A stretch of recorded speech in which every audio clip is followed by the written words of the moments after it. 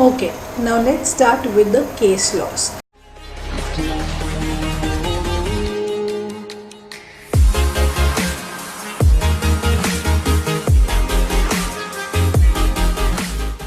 ठीक है, ये केस लॉज ईजी है, बहुत डिफ़िकल्ट नहीं है। मोस्टली तुमको याद रखने की ज़रूरत नहीं, रट्टो नहीं करना है कि केस लॉ कि मेरे को पूरा टू वर्ड रट्टो करना पड़ेगा। बॉस ऐसा कुछ नहीं होता है। जब भी हम केस लॉज पढ़ते हैं ना बेटा, तो केस लॉज में सिर्फ आपको जिस्ट याद रखना है, फैक्ट याद रखना है कि क्या हुआ है एंड उसका डिसीजन सेबी ने क्या दिया था, बस उतना याद रखा है आपको, और कुछ भी याद नहीं रखना है। रट्टो बिल्कुल भी नहीं करना है, सिर्फ समझ के लेना है कि ये केस लॉ है। ठीक है, ये देखो, ये अभी ये वाला केस लॉ है 17/2020 वाला है, मिस्टर विशाल विजय शाह। अभी नोटिस सी लिखा है मैंने, नोटिस सी जहाँ लिखा है उसका मतलब क्या होता है बेटा, कि जिसके अगेंस्ट नोटिस दिया है, जिसको नोटिस दिया है। ठीक है, किसने नोटिस दिया? ऑब्वियसली मैम सेबी ने नोटिस दिया होगा ना, और किसी ने दिया होगा। तो this is a notice given by SEBI to mister Vishal Vijay Shah.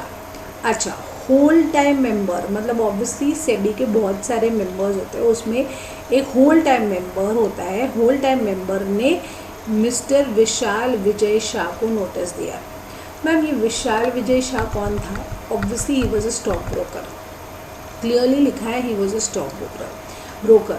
अभी उसने क्या किया था, उसने बेसिकली क्या किया था ना, क्लाइंट के पास से कैश लेने की जगह पे उसने थर्ड पार्टी से कैश लिया हुआ था on the behalf of client, and it is clearly set by SEBI rules and regulations कि आप जो भी क्लाइंट के पैसे हैं क्लाइंट के पास से ही लेना चाहिए।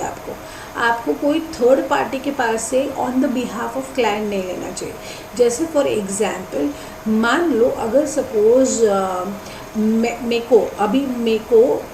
मेरा अकाउंट ओपन है, मेरे नाम पे अकाउंट ओपन है, ठीक है, और मैं शेयर्स ले रही हूँ, मैं डी मार्ट के शेयर्स ले रही हूँ, या तो फिर मैं रिलायंस के शेयर्स ले रही हूँ, या तो मैं इन्फोसिस के शेयर्स ले रही हूँ, वो मेरे अकाउंट में क्रेडिट हो रहा है मेरे नाम से, नम्रता के नाम से।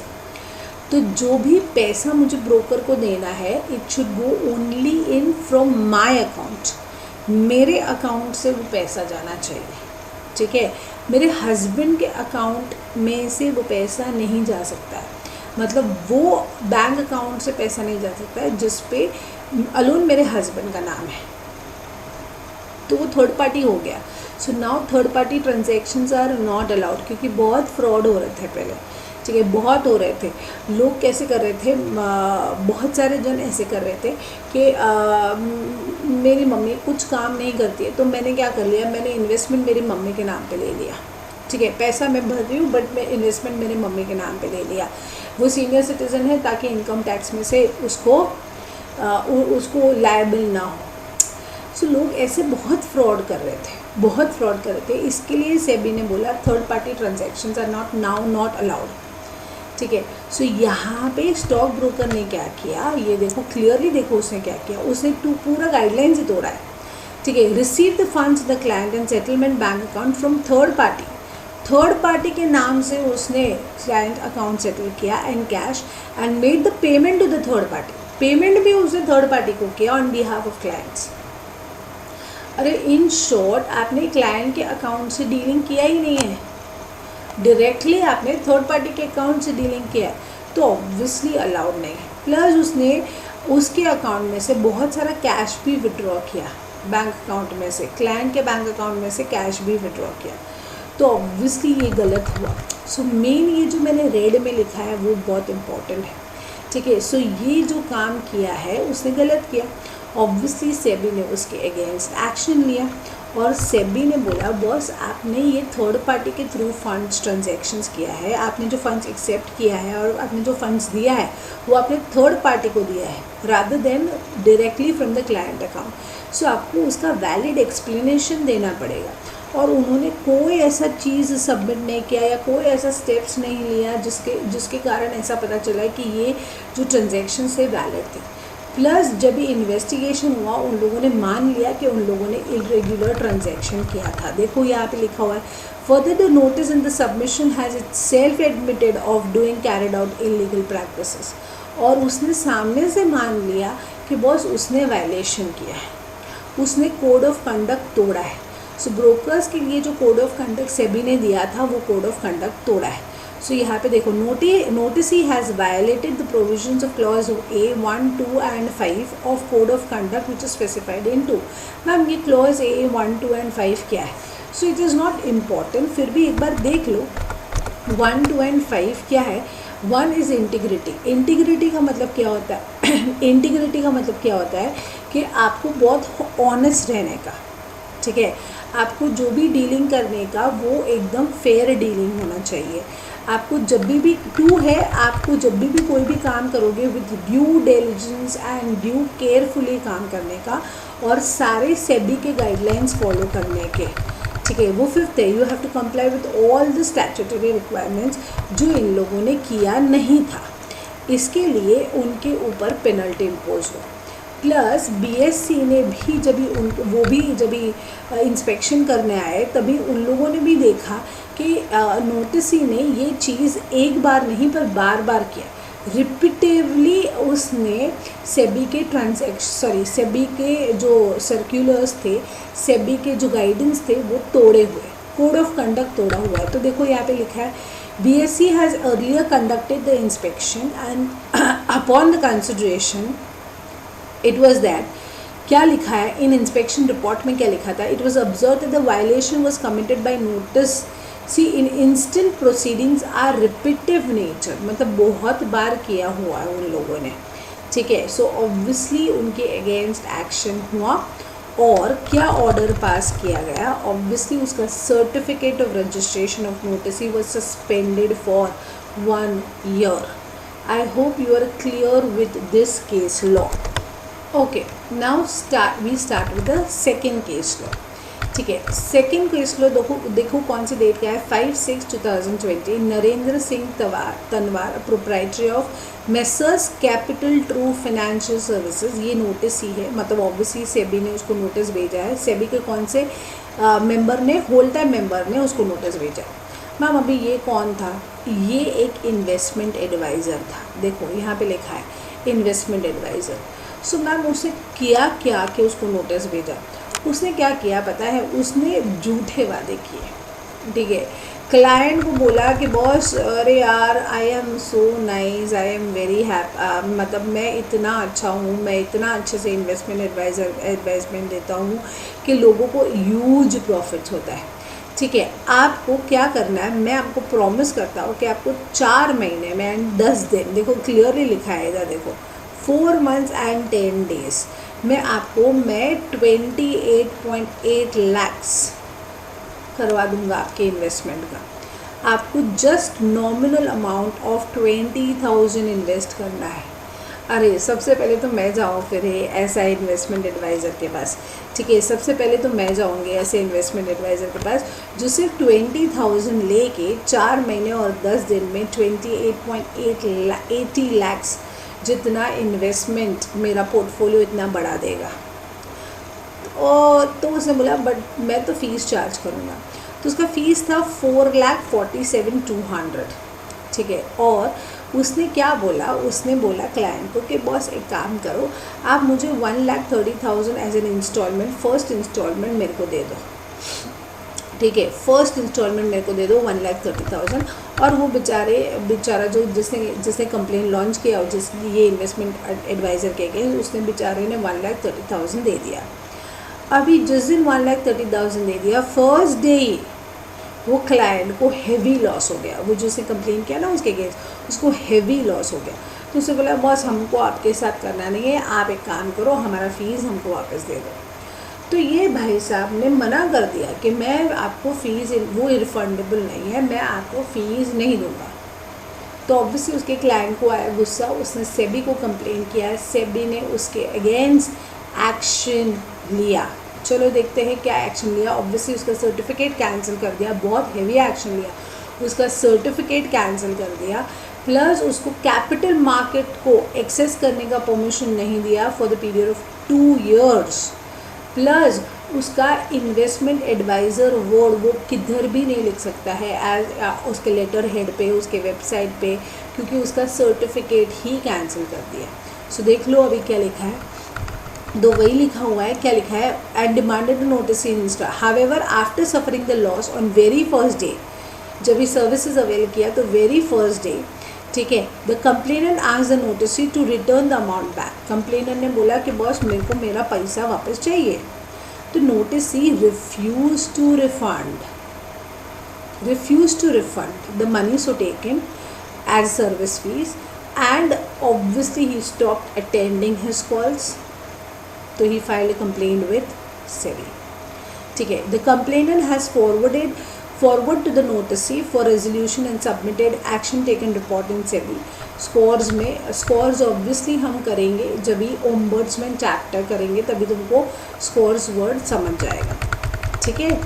ओके, ऑर्डर, क्या ऑर्डर दिया, फर्स्ट मैंने बोला उसका सर्टिफिकेट ऑफ रजिस्ट्रेशन कैंसिल कर दिया, सस्पेंड नहीं, कैंसिल ही कर दिया टोटली, ठीक है। एंड उसको इमीडिएटली बोल दिया यू सीज यानी stop from acting as an investment advisers, और आप डायरेक्टली इनडायरेक्टली किधर भी इन्वेस्टमेंट एडवाइज़र या इन्वेस्टमेंट मैनेजर या इन्वेस्टमेंट कंसल्टेंट ऐसा वर्ड यूज़ नहीं कर सकते on your letterhead, website, signboard और otherwise. And he was prohibited from accessing the capital market for 2 years। I hope I am very clear in this. अच्छा, and during this period the existing holding of security including the holding of mutual fund of notice shall remain frozen। मतलब during the period of 2 years वो ना ही नए securities ले सकता है ना ही पुराने सिक्योरिटीज़ बेच सकता है, तो वो कोई भी उसका जो एग्जिस्टिंग होल्डिंग था of securities, even mutual funds, उसके जो म्यूचुअल फंड्स थे वो फ्रोज़न हो गए, मतलब ना ही वो बेच सकता है, ना ही वो नए सिक्योरिटीज़ परचेज कर सकता है फ्रॉम द कैपिटल मार्केट, ना ही वो पुराने सिक्योरिटीज़ बेच सकता है, तो 2 year के लिए उसका इन्वेस्टमेंट फ्रोजन हो गया। आई hope I am very clear in this point. Okay, so this completes with my second case law. ना माई थर्ड केस लॉ, अभी ये कौन सा है, 29/5/2020 वाला अरियंत कैपिटल मार्केट, ये नोटिस ही वर्सेस सेबी। अभी ये एजुडिकेटिंग ऑफिसर का है, ठीक है, मतलब एजुडिकेटिंग ऑफिसर, मैंने सेबी एक्ट में बोला है एजुडिकेटिंग ऑफिसर कौन होता है, ऑब्वियसली जो एजुडिकेट करता है, ऑर्डर पास करता है relating to penalty, and obviously they adjudicating officers are appointed by SEBI, ठीक है। तो सेबी ने एक एजुडिकेटिंग ऑफिसर को अपॉइंट किया है, and SEBI has a power to adjudicate का मतलब होता है to give the order and to impose the penalty on the person who have violated the rules and regulations। I hope I am clear with that। Okay, तो यहाँ पे सेबी ने obviously penalty impose किया, ठीक है। किसको मैम पेनल्टी इम्पोज किया, obviously ये अरियंत कैपिटल मार्केट लिमिटेड को पेनल्टी इम्पोज किया। अच्छा मैम, ऐसा मतलब क्या उसने क्या पेनल्टी इम्पोज किया, ठीक है। उसमें क्या किया था ना, सेबी कंडक्टेड इन्वेस्टिगेशन, उसने है ना इन्वेस्टिगेशन स्टार्ट किया। ओके, नाउ ये क्या हुआ था, इसमें अरियंत कैपिटल मार्केट लिमिटेड में क्या हुआ था बेसिकली कि सेबी ने पेनल्टी इम्पोज किया ऑन द स्टॉक ब्रोकर। मतलब ma'am Arihant capital market limited stock broker था, correct, he was a stock broker, ठीक है। अभी उसने क्या किया था, उसने है ना एक सिक्योरिटीज़ था, मोरोयो इंडस्ट्री लिमिटेड करके एक कंपनी है, उसने क्या किया था ना, उसने बहुत ज़्यादा ट्रेडिंग किया था उसमें।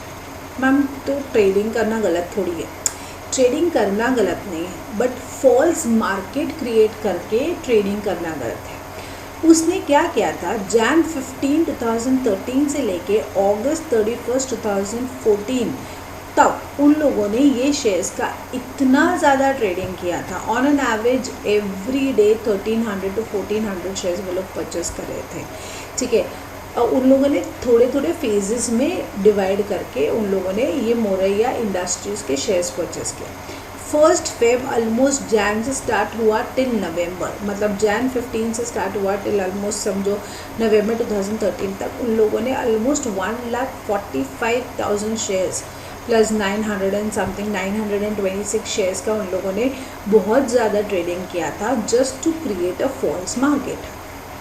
अभी उन लोगों ने वो फॉल्स मार्केट क्रिएट किया और ये मोरैया इंडस्ट्री लिमिटेड का प्राइस बहुत हाइट हो गया।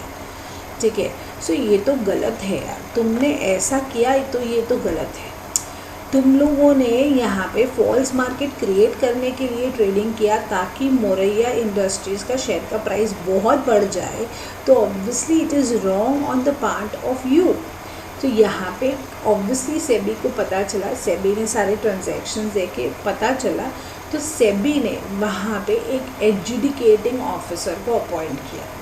अभी सेबी के पास पावर है बेटा, सेबी का पावर है कि सेक्शन 15I में सेबी को पावर दिया गया है। ठीक है, ऑफ विच एक्ट बेटा? सेबी एक्ट, सेबी एक्ट 1992 में सेबी को पावर दिया गया है कि बॉस वो क्या कर सकता है, वो यहाँ पे they can appoint adjudicating officer. ठीक है, एडजुडिकेटिंग ऑफिसर को वो लोग अपॉइंट कर सकते हैं और adjudicating officer has a power to impose penalty. अगर किसी ने गलत काम किया है तो obviously they have a power to impose penalty. I hope I am clear with this. तो एडजुडिकेटिंग ऑफिसर ने वो ब्रोकर के ऊपर पेनल्टी इम्पोज किया। Okay, done.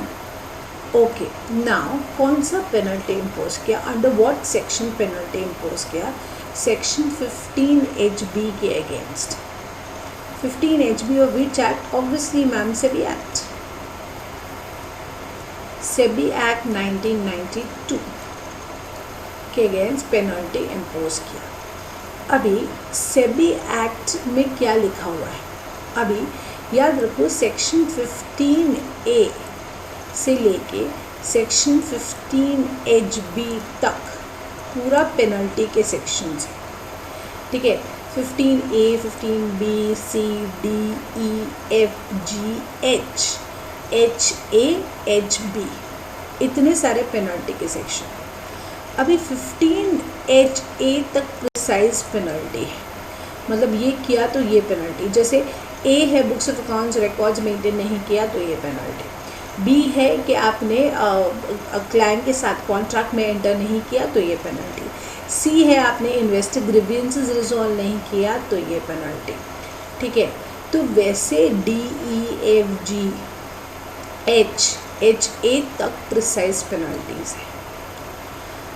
15HB बोलता है कि where there is no separate penalty, मतलब कोई पेनल्टी जो अबाव पेनल्टीज़ में कवर नहीं होता है या अबाव ऑफेंस में कवर नहीं होता है, जिसके लिए कोई सेपरेट पेनल्टी नहीं बनाया गया है। ठीक है, so where there is no separate penalty, उसके ऊपर 15HB एप्लीकेबल होगा, जिसका पेनल्टी का अमाउंट मिनिमम 1 लाख है, मैक्सिमम 1 करोड़ है। ठीक है, ओके। सो अभी I hope your base is clear. तो एक बार देख लें क्या लिखा हुआ है। देखो उसने क्या किया ना, इन्वेस्टिगेशन किया, तभी ट्रेडिंग देखा। Based on the findings SEBI initiated adjudicating proceedings against Aryan Capital market Limited under 15HB। बोला पेनल्टी का सेक्शन है 15HB, जहाँ पे नो सेपरेट पेनल्टी है, इसके लिए 15HB का पेनल्टी लगाया उन लोगों ने कि बस उन लोगों ने कोड ऑफ कंडक्ट तोड़ा है। ब्रोकर्स का जो कोड ऑफ कंडक्ट है, जो उन लोगों ने उनको ड्यू डिलिजेंस A2 मतलब ड्यू डिलिजेंस में काम करना चाहिए था, ठीक है, उन लोगों ने नहीं किया, इसके लिए उसने तोड़ा है। एंड फिर यहाँ पे उन लोगों ने देखा कि यहाँ पे सेबी ने क्या 15I के अंदर एजुडिकेटिंग ऑफिसर को अपॉइंट किया और एजुडिकेटिंग ऑफिसर ने उसके ऊपर पेनल्टी लगाया ऑफ ₹5 लाख जो उसको पेमेंट करना पड़ा, the noticee shall remit and pay the same amount of penalty within 45 days of the receipt of this order और by May 31st whichever is later. मतलब द ऑब्वियसली जैसे order आया उस दिन से within 45 days में penalty pay करना पड़ेगा, या तो 31 मई तक पेमेंट करना पड़ेगा, whichever is later. I hope I am clear with this. Okay, now next वाला है 24/12/2019 को, ये Star India market Research appellant and respondent. अभी अपीलेंट कौन होता है, रिस्पोंडेंट कौन होता है, अपील कैसे होता है, एक बार देख लेते हैं। ठीक है, देखो मैंने यहाँ पे सिखाया 15I पे सेबी को पावर है to appoint an educating officer. तो educating officer is nothing but a person appointed by SEBI, तो वो सेबी का ही आदमी है, मतलब इन शॉर्ट सेबी ही है एक्चुअली। ठीक है, if you are not happy with the decision of educating officer, you have an option to file an appeal with SAT, that is Securities Appellate Tribunal। ठीक है, SAT के पास आप जा सकते हो। सो अभी यहाँ पे क्या हुआ, ये केस में क्या हुआ था, ये जो कंपनी है star India market research, educating officer ने इसके ऊपर 40 लाख का पेनल्टी इम्पोज किया था। किसके ऊपर मैम? 40 लाख का, ये स्टार मार्केट पे 40 लाख का पेनल्टी इम्पोज किया था। Obviously they were not happy with the decision of educating officer, so they filed an appeal with SAT. अभी उसने अपील फाइल किया ना, स्टार मार्केट ने अपील फाइल किया, तो ऑब्वियसली वो अपीलेंट हो गए। So they are appellant. किसके अगेंस्ट फाइल किया? सेबी के अगेंस्ट। एजुकेटिंग ऑफिसर मतलब सेबी के अगेंस्ट, राइट। तो वो उसको रिस्पॉन्ड करेगा, तो वो रिस्पॉन्डेंट हो गया। ठीक है, तो देखो star India market research bracket में appellant, they have appealed to SAT, वो अगेंस्ट सेबी। अच्छा, कितना पेनल्टी इम्पोज किया था? मैंने बोला 40 लाख का पेनल्टी एजुकेटिंग ऑफिसर ने इम्पोज किया था। क्यों किया था? क्योंकि उन लोगों ने रूल्स एंड रेगुलेशंस तोड़े थे, ये उनके ऊपर एलिगेशंस था। अभी तुम यहाँ पे देखोगे उसके जो रेगुलेशंस है 15, 16 एंड 17, ठीक है, उनके रेगुलेशंस 15, 16 एंड 17 क्या बोलते हैं कि आप जब भी कोई भी इन्वेस्टमेंट एडवाइस देते हो तो आपको रिस्क को, एज को, इनकम को, सब फैक्टर्स को ध्यान में रख के आपको ये करना पड़ेगा। 15 is nothing but code of conduct of investment adviser. 16 बोलता है you have to consider various factors and then you have to give the advice to the investors. इतना सब करने के बावजूद भी उन लोगों ने ये सब काम किया। देखो क्या किया, offering products without considering risk profile. मतलब सबको एक ही टाइप ऑफ प्रोडक्ट, मैं बोल रही हूँ मुझे रिस्क नहीं लेना है, फिर भी मेरे को भी वही टाइप ऑफ प्रोडक्ट किया। एक बंदे ने बोला मैं रिस्क लेने को तैयार हूँ, फिर भी उसको भी वही टाइप ऑफ प्रोडक्ट ऑफर किया, मेरे को भी वही टाइप ऑफ प्रोडक्ट ऑफर किया। मतलब हम दोनों का रिस्क टेकिंग कैपेसिटी अलग है, स्टिल हम दोनों को एक ही टाइप ऑफ प्रोडक्ट ऑफर किया। अरे ऐसे नहीं होता ना। Whenever you give the advice, you have to consider the age factor, you have to consider the income factor, you have to consider the risk taking factor। उसने consider ही नहीं किया, plus उसने क्लाइंट के पास से बहुत हाई फीस चार्ज किया। आप fees charge करो but unreasonable and high fees charge नहीं कर सकते। ठीक है, एडवांसेस आपने ले लिया for future services. High net worth individuals को आपने ऐसी स्कीम बता दी which is not suitable for them at all. तो आपने इतने सारे वायलेशंस किए, इसके लिए एजुकेटिंग ऑफिसर ने आपके ऊपर 40 लाख का पेनल्टी लगाया। अभी वो लोगों ने अपील फाइल किया टू सैट। सैट को लगा कि यार ये तो जो इन्वेस्टमेंट एडवाइज़र है स्टार इंडिया मार्केट रिसर्च, ये तो बहुत छोटा मोटा इन्वेस्टमेंट एडवाइज़र है जिसका ईयरली एनुअल प्रॉफिट 30 लाख है, जिसका बहुत स्मॉल नेटवर्थ है, उसका जिसका एनुअल प्रॉफिट 30 लाख है, तो तुमको नहीं लगता एजुकेटिंग ऑफिसर ने 40 lakhs पेनल्टी इम्पोज करके थोड़ा हार्श डिसीजन लिया हुआ है? And the penalty is very disproportionate to what the income has been earned. 30 lakhs मैंने कमाया हो तो 40 lakhs में पेनल्टी भरूंगी, ये तो गलत हो जाएगा. It will be injustice on me. तो यहाँ पे सैट को लगा कि जो एजुकेटिंग ऑफिसर का डिसीजन था वो डिसीजन थोड़ा हार्श था, डिसप्रपोर्शनेट था. इसके लिए उसने पेनल्टी फ्रॉम 40 lakhs रिड्यूस किया टू 20 lakhs.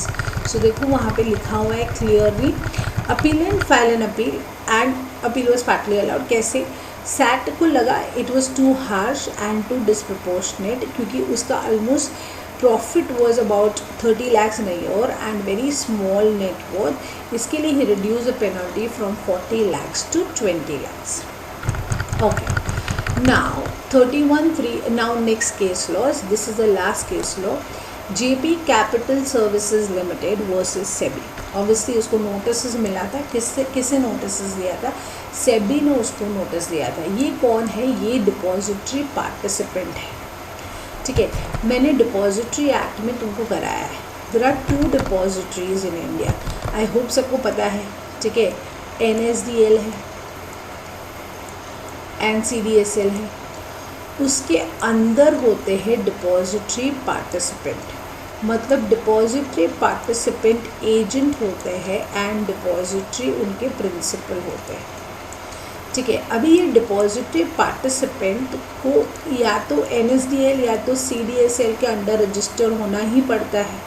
ठीक है, मतलब they can be agent of either NSDL और CDSL और बोथ करेक्ट, बट होना तो पड़ता ही है. And they also have to register themselves with SEBI as a depository participant. तो ही वो लोग ब्रोकर और वो सब बन सकते हैं. तुम उधर डीमैट अकाउंट ओपन कर सकते हो. ठीक है, सो ये जो JP कैपिटल था, उन लोगों ने, हम लोग इसको शॉर्टकट में JCSL बोलते हैं. देखो वहाँ पे मैंने लिखा हुआ है शॉर्टकट में JCSL. ठीक है, तो JCSL ने क्या किया हुआ था? JCSL was registered with SEBI obviously and was a agent of both NSDL and CDSL. मतलब वो दोनों में रजिस्टर्ड था. NSDL में भी रजिस्टर्ड था एंड CDSL में भी रजिस्टर्ड था. अभी ऑब्वियसली उसको पहले सेबी के पास रजिस्ट्रेशन किया. 5 years का उसका रजिस्ट्रेशन का था, वो क्लियर हो गया. फिर बाद में उसने वो 5 years और रिन्यू कराया. उसका रजिस्ट्रेशन 5 years और रिन्यू कराया. ठीक है, तो चलो फर्स्ट पैराग्राफ पहले देख लेते हैं क्या लिखा है. JCSL ने क्या किया? ऑब्वियसली अपने आप को register initially for 5 years register किया, which was valid up to August 10, 2011. फिर वापस उसने रिन्यू किया and which was valid up to August 10, 2016. अभी मीनवाइल अप्रैल 2016 में, मतलब 5 April 2016 में CDSL ने एक लेटर भेजा. किसको? सेबी को. और बोला कि बॉस हम लोगों ने इसकी सर्विसेज टर्मिनेट कर दिया है. JCSL की जो सर्विसेज है जिसके हम लोगों ने उसके साथ अग्रीमेंट किया था, हम लोगों ने उसका अग्रीमेंट टर्मिनेट कर दिया है और हम लोगों ने उसको एजेंसी से निकाल दिया है बॉस. ठीक है, क्योंकि उसने नॉन कंप्लायंस किया था. किसका? ऑब्वियसली बायलॉज का. बायलॉज मतलब rules and regulations of CDSL के जो रूल्स एंड रेगुलेशंस है उसका नॉन कंप्लायंस किया था. इसके लिए हम लोगों ने अग्रीमेंट टर्मिनेट कर दिया और हम लोगों ने उसको एजेंसी से निकाल दिया. ये हुआ 5 April 2016 को. ठीक है, 10 August तक उसका वैलिड था, बट उसके बीच में ये हो गया. ओके, अभी CDSL ने ऑल्सो रिक्वेस्ट किया कि बॉस उसका सर्टिफिकेट ऑफ रजिस्ट्रेशन आप कैंसिल कर दो as a depository participant. But SEBI ने नहीं किया क्योंकि वो NSDL के अंडर भी रजिस्टर्ड था. तो NSDL में मतलब इमीडिएटली 22 April, मतलब 5 April के बाद इमीडिएटली 22 April को NSDL ने भी सेबी को इन्फॉर्म किया कि बॉस हमने भी उसका अग्रीमेंट टर्मिनेट कर दिया है JCSL का, क्योंकि अगेन उन लोगों ने नॉन कंप्लायंस किया है of various bylaws and rules and regulation of NSDL. ठीक है, इन शॉर्ट दोनों का अग्रीमेंट टर्मिनेट हो गया. अभी he is no more the agent of CDSL also, he is no more the agent of NSDL also. तो obviously as a depository participant उसका licence भी कैंसिल हो जाना चाहिए विद इमीडिएट इफेक्ट, तो उसका लाइसेंस भी टर्मिनेट हो गया। बट गलती उसने किया कि उसने सेबी को इन्फॉर्म नहीं किया। सेबी को पता चला थ्रू CDSL एंड NSDL। ये गलत है ना। अभी तुम्हारे अगेंस्ट कोई डिपॉजिटरी ने एक्शन लिया हुआ है तो आपका ड्यूटी होता है कि आप सेबी को इन्फॉर्म करो कि मेरे अगेंस्ट ऐसे ऐसे एक्शन लिया है क्योंकि मैंने नॉन कंप्लायंस किया हुआ है, ठीक है। अरे क्यों वेट करना कि NSDL आके बोलेगा, आप ही इन्फॉर्म कर दो ना सेबी को। बट उसकी गलती वही हुआ, ठीक है। देखो वहाँ पे क्या लिखा है, and he fail to inform SEBI about the termination of agreement with NSDL and CDL।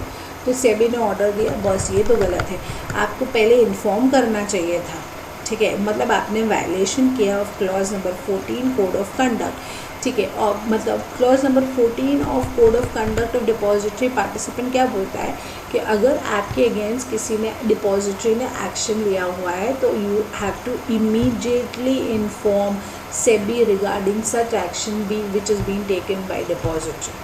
तो आपने कोड ऑफ कंडक्ट फॉलो नहीं किया, मतलब आपने सेबी को इतनी मटेरियल इन्फॉर्मेशन नहीं दी है, तो ये तो गलत हो गया। तो immediately without any delay immediately उसका लाइसेंस नंबर ये वाला विद इमीडिएट इफेक्ट टर्मिनेट कर दिया, कैंसिल कर दिया। I hope you understood this point. Clear? This comes to an end with the case law. अच्छा, this is just an information purpose. एक self regulatory organisation, ये दूसरे चैप्टर्स में भी आएंगे हमको SRO, बट अभी सिर्फ इतना याद रखो, SRO is nothing but an organization जिसमें सारे इंटरमीडियरीज होते हैं मेंबर्स, ठीक है। And they are registered with SEBI. Stock exchange is also one kind of SRO, ठीक है। सो ऑब्वियसली ये SRO का मैं डिटेल में पढ़ाऊँगी जब मैं इनसाइडर ट्रेडिंग और वो सब कराऊँगी तभी। I hope you understood this chapter of security market intermediaries. This comes to an end with security market intermediaries.